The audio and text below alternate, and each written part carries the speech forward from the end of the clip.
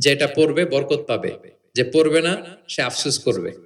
আর যে এটা আত্মস্থ করবে পড়বে, ওয়ালা তাস্তাতিউহাল বাতালা ইয়ানি আস-সাহারা, ম্যাজিশিয়ান, কোন ম্যাজিশিয়ানের ম্যাজিক তার উপর কাজ করবে না। এই সূরা যদি কেউ তেলাওয়াত করে, এই সূরা কিয়ামতের দিন এই তেলাওয়াতকারীর পক্ষে আল্লাহর কাছে সুপারিশ করবে, এমনকি তর্ক করবে যতক্ষণ আল্লাহ তাআলা তেলাওয়াতকারীকে জান্নাতি হিসেবে ঘোষণা না দেয়। এটা যেন তেন কোনো সূরা নয়। এর মতো মর্যাদাপূর্ণ সূরা তাওরাত, জাবুর, ইনজিল কোথাও আসেনি। অনেকে আমাদেরকে প্রশ্ন করে যে হুজুর শুয়ে শুয়ে কোরআন তেলাওয়াত করা যাবে? মানুষের মনে প্রশ্ন থাকে অনেক। তারপর বলে অজু ছাড়া কি কোরআন তেলাওয়াত করা যাবে মুখস্থ? অনেক প্রশ্নের সম্মুখীন হয়েছে আমি এটা। আমরা তো রমাদানে তেলাওয়াত করতেছি আলহামদুলিল্লাহ। আচ্ছা, আল্লাহ রাসূল সাল্লাল্লাহু আলাইহি ওয়া আলিহি ওয়াসাল্লাম তারতিলের সাথে তেলাওয়াত করতেন। তারতিল, ওয়ারাত্তিলিল কুরআনা তারতিলা, তোমরা তারতিলের সাথে তেলাওয়াত করো। তারতিলের মধ্যে দুইটা জিনিস থাকতে হয়, এক হচ্ছে ধীরে ধীরে, দুই হচ্ছে স্পষ্টভাবে। রিপিট, আবারও বলছি, তারতিল হচ্ছে ধীরে ধীরে পড়বেন, আবার স্পষ্ট, তখন এটা তারতিল হবে। আমাদের বাংলাদেশে আলহামদুলিল্লাহ 1 দশক ধরে আমি বলে এসেছি যে তারাবির সালাতে খুব ধীরে পড়তে হবে কোরআনের হক আদায় করে তারতিলের সাথে। আলহামদুলিল্লাহ অনেক বলার পরে এখন অনেক মসজিদে আলহামদুলিল্লাহ মসজিদ কমিটি সচেতন হয়েছে, ভালো কারীরা, হাফেজরা তারা খুব ধীরস্থির ভাবে পড়ায়। তারপরেও গ্রাম বাংলায় বা অনেক এলাকার মসজিদে এখনো এমন ভাবে কোরআন তেলাওয়াত করা হয় দ্রুত খতম দেওয়ার জন্য, এটা কোরআনের সাথে এক প্রকার বেয়াদবি হয়ে যায়। ইভেন মালয়েশিয়াতে অথবা ইন্দোনেশিয়াতে কোনো এক জায়গায় আমি একটা ভিডিও দেখলাম যে এমন ভাবে রুকুর উপরে সেজদা, আল্লাহু আকবার, সামি আল্লাহ, মানে 30 সেকেন্ডসে 2 রাকাত শেষ। আল্লাহ রাসূল সাল্লাল্লাহু আলাইহি ওয়াসাল্লাম 2 রাকাত পড়তে তাহাজ্জুদের নামাজে কত সময় নিতেন আমরা একটু দেখব। এইভাবে কিন্তু কোরআন তেলাওয়াত করতে নিষেধ করা হয়েছে, বরং আল্লাহ বলেছেন ওয়ারাত্তিলিল কুরআনা তারতিলা, কোরআনটা তারতিলের সাথে তোমরা তেলাওয়াত করবে। আল্লাহ রাসূল সাল্লাল্লাহু আলাইহি ওয়াসাল্লাম এভাবেই পড়তেন, ধীরে ধীরে স্পষ্টভাবে। ইয়ামুদ্দু বিহা সাওতাহু মাদ্দান, টেনে টেনে পড়তেন। আলহামদুলিল্লাহি রাব্বিল আলামিন, এই দেখেন টেনে পড়লাম। আর রহমানির রহিম, মালিকি ইয়াউমিদ্দিন, টানতেছি না? ইয়ামুদ্দু বিহা সাওতাহু মাদ্দান, টেনে টেনে পড়তেন। ইউকাত্তিউ কিরাআতাহু আয়াতান আয়াতান, প্রত্যেক আয়াত শেষে থামতেন, পজ দিতেন। This is called tartil, ওয়ারাত্তিলিল কুরআনা তারতিলা। আনাস রাদিয়াল্লাহু তাআলা আনহু বলতেন, রুব্বা কারিন লিল কুরআন ওয়াল কুরআনু ইয়ালআনুহু, কোরআনের অনেক তেলাওয়াতকারী আছে, তেলাওয়াতে সওয়াবের বিপরীতে লানত পায়। কোরআন পড়লে তো সওয়াব হওয়ার কথা, কিন্তু কোরআন তাকে কি করে? লানত করে। একটু মিলায় নেন নিজের সাথে যে আমাদের তেলাওয়াতটা কেমন। আচ্ছা, তাহলে রাসূল সাল্লাল্লাহু আলাইহি ওয়াসাল্লাম তারতিলের সাথে তেলাওয়াত করতেন, পাশাপাশি তিনি খুব সুমধুর কণ্ঠে তেলাওয়াত করতেন। এবং তিনি আদেশ করতেন, যায়িনুল কুরআনা বিআসওয়াতিকুম, তোমরা তোমাদের গলায় যে আল্লাহ তাআলা সুর দিয়েছেন ওই সুর দিয়ে কোরআন তেলাওয়াত করো। যার যতটুকু সুর আছে, সবার হয়তো অত সুরেলা হবে না, যতটুকু, প্রত্যেকের একটা সুর আছে না নাই বলেন? যতটুকুই দিয়েছে আল্লাহ তাআলা আপনার গলায় সুর, ওই সুরটাকে ব্যবহার করে আপনি কোরআন তেলাওয়াত করবেন। রাসূল সাল্লাল্লাহু আলাইহি ওয়াসাল্লাম সুর দিয়ে কোরআন পড়তেন। এবং তিনি বলেছেন, লাইসা মিন্না মান লাম ইয়াতাগান্না বিল কুরআন, আমার যে উম্মত সুর করে কোরআন পড়ে না সে কবু আমার উম্মত হতে পারে না, সুর করে পড়তে হবে। বারা ইবনে আযিব রাদিয়াল্লাহু তাআলা আনহু বলেন যে আমি একবার দেখলাম এশার নামাজের সময় ক্বারা রাসূলুল্লাহ ফিল ইশাই বিত্তিনি ওয়াজ যাইতুন, মানে ওয়াত্তিনি ওয়াজ যাইতুন ওয়া তুরি সিনিন, এই সূরাটা দিয়ে রাসূল সাল্লাল্লাহু আলাইহি ওয়াসাল্লাম দেখলাম একবার এশার নামাজের ইমামতি করতেছেন। বারা ইবনে আযিব রাদিয়াল্লাহু তাআলা আনহু তিনি বলতেছেন, এবং তিনি বলেন, ফামা সামিআতু আহাদান আহসানা সাওতাম মিন, আমার জীবনে এত সুরেলা কণ্ঠের অধিকারী কোন মানুষের তেলাওয়াত আমার জীবনে আমি শুনি নাই। বারা ইবনে আযিব রাদিয়াল্লাহু তাআলা আনহু রাসূল সাল্লাল্লাহু আলাইহি ওয়াসাল্লামের একজন সাহাবী, তিনি বলেন এশার নামাজে দেখলাম সূরা আত-তিন দিয়ে তিনি নামাজের ইমামতি করছেন, এত সুমধুর ছিল নবীজির কণ্ঠ, আমি আমার জীবনে এত সুমধুর কণ্ঠের তেলাওয়াত শুনি নাই। না জানি প্রিয় নবীজি কত সুমধুর কণ্ঠে তেলাওয়াত করতেন, আমরা তো শুনতে পারি নাই। এবং রাসূল সাল্লাল্লাহু আলাইহি ওয়াসাল্লামের সুমধুর কণ্ঠের তেলাওয়াত শুনে মানুষ তো মুসলিম হয়েছেই, অনেক জিনও মুসলমান হয়েছে। অনেক জিন, মক্কার যারা গণক ছিল তারা জিন দিয়ে গণনার কাজ করত, জিনদেরকে উপরে পাঠাতো, ফেরেশতারা কি কনভারসেশন করে এগুলো শুনে আসতো, এগুলো এসে গণকদেরকে বলতো, গণকরা এগুলো বলে বলে মক্কায় বিভিন্ন ধরনের সংশয় তৈরি করত। কিন্তু যখন কোরআন নাজিল হওয়া শুরু হলো, আকাশের নিরাপত্তা জোরদার করা হলো, এখন আর জিনেরা উপরে যেতে পারে না। উপরে গেলে আগুনের গোলা ছোড়া হয় ওদের গায়ে। এবার জিনেরা একটা মিটিং বসলো, তারা বলতেছে ঘটনা কি? আগে তো অনেক ফেরেশতাদের কথা শুনে এসে গণকদের বলে দিতে পারতাম, এখন তো এই সুযোগটা নাই। ঘটনা কি? What happen? নিশ্চয়ই পৃথিবীতে এমন নতুন কিছুর আগমন ঘটেছে যেটার প্রভাবে ঊর্ধ্ব জগতের নিরাপত্তা বলয়কে আরো মজবুত করা হয়েছে। কি সেটা খোঁজো। খুঁজতে খুঁজতে খুঁজতে খুঁজতে একদল জিন রাসূল সাল্লাল্লাহু আলাইহি ওয়াসাল্লাম ওকাজের এক বাজারের দিকে যাচ্ছিলেন। ইন দ্য মিন টাইম ফজরের সালাতে তিনি নামাজের ইমামতি করছেন। ওই সময়ে একদল জিন পাশ দিয়ে যাচ্ছিল। হঠাৎ তারা দাঁড়িয়ে থমকে দাঁড়ালো, দেখে যে আল্লাহ রাসূল সাল্লাল্লাহু আলাইহি ওয়াসাল্লাম কোরআন তেলাওয়াত করতেছেন। এই কোরআনের বাণী তারা কখনো শুনে নাই। তারা শুনে অবাক, এবং এই তথ্য নিয়ে জিনদের সর্দারের কাছে যেয়ে বলল, ঘটনা তো এটা, এটার কারণে এখন আকাশের নিরাপত্তা বেশি, আমরা আর উপরে যেতে পারি না। তারা যেয়ে বলল যে আমরা ঈমান এনে ফেলছি ওই নবীর উপর। ইন্না সামি'না কুরআনান আজাবা ইয়াহদি ইলা রুশদি ফাআমান্না বিহ। তারা বলল যে আমরা কি আজীব কোরআন শুনে আসলাম, যেটা সত্যের এবং হেদায়েতের দিকে পথ দেখায়, এবং ওয়ালান নুশরিকা বিরাব্বিনা আহাদা, আমাদের রবের সাথে আমরা আর শিরক করব না, আমরা আর মুশরিক থাকবো না, আমরা ঈমান এনে ফেললাম। তাহলে আল্লাহ রাসূল সাল্লাল্লাহু আলাইহি সাল্লামের সুমধুর কণ্ঠের তেলাওয়াত শুনে শুধু মানুষ নয়, বরং জিনেরাও ইসলাম ধর্ম গ্রহণ করেছে। আল্লাহ রাসূল সাল্লাল্লাহু আলাইহি ওয়া আলিহি ওয়াসাল্লাম তেলাওয়াতের মাঝখানে মাঝে মাঝে খুব কান্না করতেন। বিশেষ করে রাতের নামাজে কান্না ভেজা কণ্ঠে তেলাওয়াত করতেন। আমরা কি করি? অর্থই তো বুঝতে পারতেছি না, কোথায় কাঁদবো আর কোথায় একটু আনন্দ পাবো। দেখবেন যে কাবা ঘরের ইমামরা যখন জান্নাতের আয়াত আসে, একটা ভিন্ন মাকামে পড়ে, যে মাকামের মধ্যে একটা খুশি প্রাণবন্ত একটা ভাব।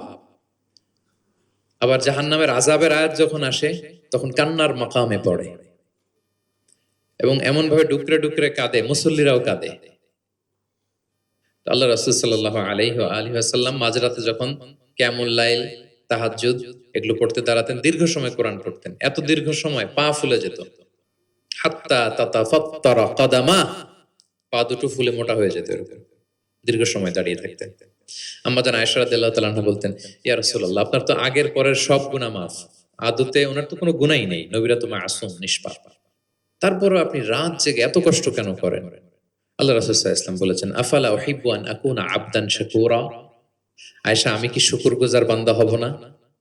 না, আমার আল্লাহ আমাকে ক্ষমার ঘোষণা দিয়েছে, ঠিক আছে, কিন্তু আমি কি শুকরগুজার হব না? আমার রোলটা তো আমি প্লে করব, আমার সর্বোচ্চ তো উজাড় করে আমি আমার রবের সামনে পেশ করব। মাঝরাতে তিনি দীর্ঘ সময় দাঁড়িয়ে তেলাওয়াত করতেন, পা ফুলে যেত। মাঝে মাঝে একটি আয়াত পড়ে থামতেন, সে আয়াত নিয়ে ভাবতেন, কাঁদতেন, বারবার কাঁদতেন, পড়তেন, তার দাড়ি ভিজে যেত। প্রতিটি আয়াত তিনি অনুভব করতেন হৃদয় দিয়ে, তার হৃদয়কে নাড়া দিত। এভাবে তিনি তেলাওয়াত করতেন।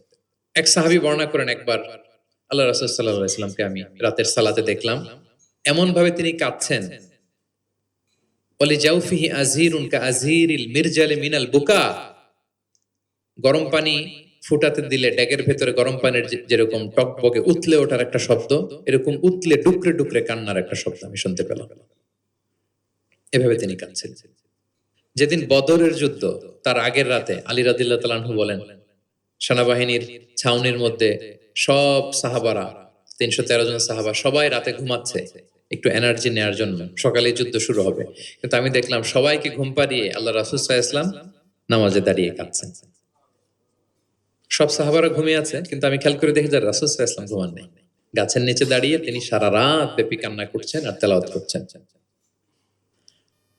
এভাবে তিনি কোরআনকে ফিল করতেন।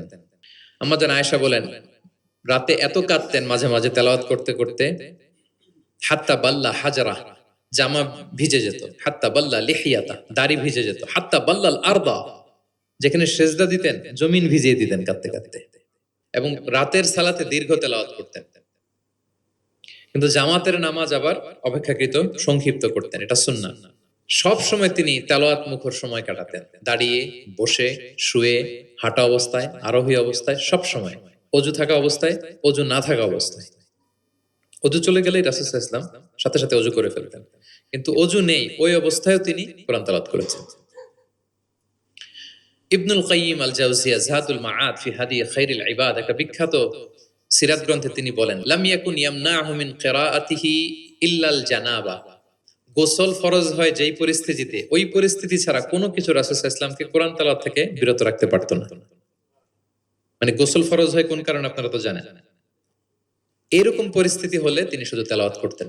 এছাড়া দাঁড়িয়ে, বসে, হাঁটছেন, আরোহণ করেছেন, ওযু আছে কিংবা ওযু নেই, সবসময় তিনি কোরআন তেলাওয়াত করতেন। মুআবিয়া ইবনে কুররা রাদিয়াল্লাহু তাআলা আনহু বর্ণনা করেন যে আব্দুল্লাহ ইবনে মুগাফফাল তিনি বলেন, একবার আমি রাসূল সাল্লাল্লাহু আলাইহি ওয়াসাল্লামকে দেখলাম যে তিনি উটের উপর চড়ে মক্কা বিজয়ের দিন উট হাঁকাচ্ছেন, উটের উপর বসা। তখন তিনি সূরা ফাতহ তেলাওয়াত করছেন, ইন্না ফাতাহনা লাকা ফাতহাম মুবিনা লিয়াগফিরা লাকাল্লাহু মা তাকদ্দামা মিন যামবিকা ওয়া মা তাআখার। তিনি বলেন যে আমি নিজে অষ্টম হিজরিতে মক্কা বিজয়ের দিন দেখলাম তিনি উট হাঁকাচ্ছেন আর পড়তেছেন ইন্না ফাতাহনা লাকা ফাতহাম মুবিনা, সূরা ফাতহ তেলাওয়াত করতেছেন। সুবহানাল্লাহ। তার মানে দাঁড়িয়ে বসে, অনেকে আমাদেরকে প্রশ্ন করে যে হুজুর শুয়ে শুয়ে কোরআন তেলাওয়াত করা যাবে? মানুষের মনে প্রশ্ন থাকে অনেক। তারপর বলে ওযু ছাড়া কি কোরআন তেলাওয়াত করা যাবে মুখস্থ? অনেক প্রশ্নের সম্মুখীন হয়েছে আমি এটা। তার মানে আল্লাহ রাসূল সাল্লাল্লাহু আলাইহি ওয়াসাল্লামের জীবনী থেকে তো আপনি বুঝতে পারলেন যে কোনো কিছু আপনারা আটকাইতে পারবে কোরআন তেলাওয়াত থেকে, এক্সেপ্ট আপনার গোসল ফরজ হয়েছে, তখন পড়বেন না, তখন গোসলটা করে তারপরে পড়বেন। নিজ গৃহে তিনি তেলাওয়াত করতেন। আমরা অনেক সময় শুধু মসজিদে গেলেই কোরআনটা খুলে পড়ি, ঘরে আর পড়ি না। না, ঘরে পড়বেন। তিনি বলেছেন লা তাজআলু বুয়ুতাকুম মাকাবিরা, তোমাদের ঘরগুলোকে কবর বানায় রেখো না। কবরের মধ্যে তো কোনো আমল হয় না, মৃত মানুষ শুয়ে থাকে, পড়ে থাকে, আমল নাই, জিকির নাই, তেলাওয়াত নাই, তো ঘরগুলোকে কবর বানিও না। ফাইন্না শাইতানা ইয়ানফিরু মিনাল বাইতিল্লাযী তুকরাউ ফীহি সূরাতুল বাকারা, যে ঘরে সূরা বাকারা তেলাওয়াত করা হয় ওই ঘর থেকে শয়তান দৌড়ে পালায়। অনেক ঘরে শয়তান ডিস্টার্ব করে, শয়তানের জিনের আসর হয়। অনেক অনেক ফ্যামিলিতে আমাদের কাছে আসে জাদু টোনা, বান, ব্ল্যাক ম্যাজিক, কালো জাদুর যে সমস্যা, আপনি সূরা বাকারা পড়বেন, আল্লাহ তাআলা আপনাকে প্রোটেক্টেড রাখবেন। আপনাদের পরিচিতদের মধ্যে থেকে এরকম ঘটনা শুনছেন না যে ব্ল্যাক ম্যাজিকে আক্রান্ত? কোন সূরা পড়বেন? যারা খুব বেশি আক্রান্ত, অল্প সাউন্ডে সূরা বাকারাটা চালিয়ে ঘুমিয়ে পড়বেন, সারা রাত যেন তেলাওয়াত চলে।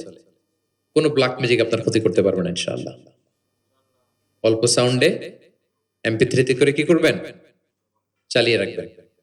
সূরা বাকারাকে খুব গুরুত্বের সাথে পড়তে বলেছেন আল্লাহ রাসূল সাল্লাল্লাহু আলাইহি ওয়াসাল্লাম। তিনি বলেছেন ইকরাউ সূরাতাল বাকারা ফাইন্না আখযাহা বারাকা ওয়া তারকাহা হাসারা ওয়া লা ইস্তাতিউহাল বাতালা, যেটা পড়বে বরকত পাবে, যে পড়বে না সে আফসোস করবে, আর যে এটা আত্মস্থ করবে পড়বে ওয়ালা তাস্তাতিউহাল বাতালা ইয়ানি আস-সাহারা, ম্যাজিশিয়ান, কোন ম্যাজিশিয়ানের ম্যাজিক তার উপর কাজ করবে না, কোন ব্ল্যাক ম্যাজিক তার কাছে কিছুই করতে পারবে না। এজন্য ঘরে ঘরে কোন সূরা? সূরা বাকারা। এই বাকারার মধ্যে একটা স্পেশাল আয়াত আছে, 255 নম্বর আয়াত, যেটাকে বলা হয় আয়াতুল কুরসি। এটা রেগুলার পড়বেন প্রত্যেক ফরজ সালাতের পরে। মান ক্বারা আয়াতুল কুরসি দুবরা কুল্লি সালাতিন মাকতুবাতিন লাম ইয়ামনাহু মিন দুখুলিল জান্নাতি ইল্লাল মাউত। প্রত্যেক ফরজ সালাতের পরে যে ব্যক্তি আয়াতুল কুরসি তেলাওয়াত করবে, ওই ব্যক্তির জান্নাতে প্রবেশের ক্ষেত্রে আর কোনো বাধা থাকে না, একটা জিনিস ছাড়া, মৃত্যু। লোকটা মরে না তাই জান্নাতে যায় না, মরলেই জান্নাতি। এবং সাহাবাদেরকে উদ্বুদ্ধ করতেন বিভিন্ন সূরার ফজিলতের কথা বলে বলে, যে এটা এই সূরা পড়ো, এই ফজিলত। একবার উবাই ইবনে কাব রাদিয়াল্লাহু তাআলা আনহুকে বললেন আতুহিব্বু আন উআল্লিমাকা সূরাতান লাম ইয়ানজিল ফিত তাওরাত ওয়ালাল ইনজিল ওয়ালা যাবুর। হে উবাই, তুমি কি চাও যে আমি তোমাকে এমন একটা সূরা শিখাবো যেটার মতো মর্যাদাপূর্ণ সূরা তাওরাতেও নাই, ইনজিলেও নাই, জাবুরেও নাই, কোথাও নাই, এত মর্যাদাপূর্ণ? তিনি বললেন বালা ইয়া রাসূল, অবশ্যই শিখাবেন। তখন আল্লাহ রাসূল সাল্লাল্লাহু আলাইহি ওয়াসাল্লাম বলেন সেই সূরাটা তুমি নিজেই জানো। সেটা কি? সেটা হচ্ছে কাইফা তাকরাউ ফিস সালাত, তুমি নামাজে কোন সূরা পড়ো, মানে কোন সূরা ছাড়া নামাজ হয় না, বলেন তো? সূরা ফাতিহা। আল্লাহ রাসূল সাল্লাল্লাহু আলাইহি ওয়াসাল্লাম বললেন এই সূরা ফাতিহা এটা যেন তেন কোনো সূরা নয়, এর মতো মর্যাদাপূর্ণ সূরা তাওরাত, জাবুর, ইনজিল কোথাও আসেনি। ইন্নাহা লাহিয়া সাবউল মাসানি ওয়াল কুরআনুল আযীম, এটা নিত্য পাঠনীয় সপ্ত বাক্য। সূরা ফাতিহায় মোট কয়টা বাক্য? 7টা। সবাই বলেন কয়টা? এটাকে বলে সাবউল মাসানি, মানে সব সময় পড়া হয় এমন 7টা বাক্য। ওয়ালাকাদ আতাইনাকা সাবআম মিনাল মাসানি ওয়াল কুরআনুল আযীম। এটা সবসময় পড়তে হবে। আবু হুরায়রা রাদিয়াল্লাহু তাআলা আনহু বলেন যে আল্লাহ রাসূল সাল্লাল্লাহু আলাইহি ওয়াসাল্লাম একবার আমাদেরকে উৎসাহ দিয়ে বললেন যে একটা সূরা আছে, এই সূরার 30টা আয়াত। এই সূরা যদি কেউ তেলাওয়াত করে, এই সূরা কিয়ামতের দিন এই তেলাওয়াতকারীর পক্ষে আল্লাহর কাছে সুপারিশ করবে। এমনকি তর্ক করবে যতক্ষণ না আল্লাহ তাআলা তেলাওয়াতকারীকে জান্নাতি হিসেবে ঘোষণা না দেয়। বলেন তো কোন সূরা এটা? সূরা মুলক। হ্যাঁ। অনেক মানুষ আলহামদুলিল্লাহ, শতাধিক মানুষ দেশে বিদেশে এয়ারপোর্টে আমাকে দেখা হইলেই বলে যে শেখ আপনার সূরা মুলকের তাফসীর শুনে আমি সূরা মুলক মুখস্থ করেছি। আলহামদুলিল্লাহ, আমার সৌভাগ্য। অনেকে বলে যে সাইয়্যিদুল ইস্তিগফার আপনার আলোচনা থেকে শুনে মুখস্থ করেছি। তারপর অনেকে অনেকে বলেছে যে আস্তাগফিরুল্লাহর আমলটা আপনার আলোচনা থেকে শুনে আমরা অভ্যস্ত হয়েছি। আলহামদুলিল্লাহ, এটা অভ্যাস করবেন। সূরা মুলক তেলাওয়াত করবেন। কয় আয়াত সূরা মুলকে? এক মাসে কয় দিন? প্রতিদিন যদি একটা আয়াত মুখস্থ করেন 30 দিনে সূরা মুলক হয়ে যাবে না?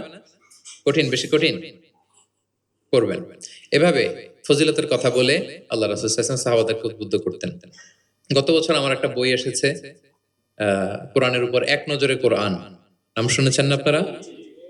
সবগুলো সূরার ফজিলত আমরা ওখানে নিয়ে এসেছি। 114 সূরার ফজিলত কি আপনি পাবেন, এবং পড়লে আপনার আরো বেশি মন চাইবে সূরাটার তাফসীর জানতে, অর্থ জানতে, মুখস্থ করতে।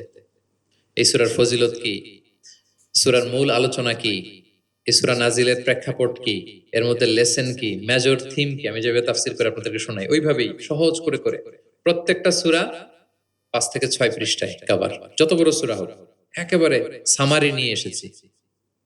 যাদের সংগ্রহে আছে এই রমাদানে পড়বেন, খুব সহজ মনে হবে। যে সূরাটার অনুবাদ করতে মনে চায় আগে এক নজরে কোরআন থেকে একবার রিভাইজ দিয়ে নেবেন, অনুবাদটা সহজ মনে হবে। যে সূরাটার তাফসীর জানতে মনে চায় আগে এক নজরে কোরআন থেকে একবার পড়ে নেবেন, একেবারে ক্রিস্টাল ক্লিয়ার, সহজ হয়ে যাবে। দাজ্জালের ফিতনা থেকে বাঁচতে আল্লাহ রাসূল সাল্লাল্লাহু আলাইহি সাল্লাম সূরা কাহাফের প্রথম 10 আয়াত মুখস্থ করতে বলেছেন। আল্লাহ রাসূল সাল্লাল্লাহু আলাইহি সাল্লাম ইরশাদ করেন, মান হাফিদা 10 আয়াতিন মিন আউয়ালি সূরাতিল কাহফি উসিমা মিন ফিতনাতিদ দাজ্জাল। যে সূরা কাহাফের প্রথম 10 আয়াত মুখস্থ করবে সে দাজ্জালের ফিতনা থেকে মুক্ত থাকবে ইনশাআল্লাহ। মুখস্থ করবেন। সূরা কাহাফের প্রথম কয় আয়াত? 10 আয়াত।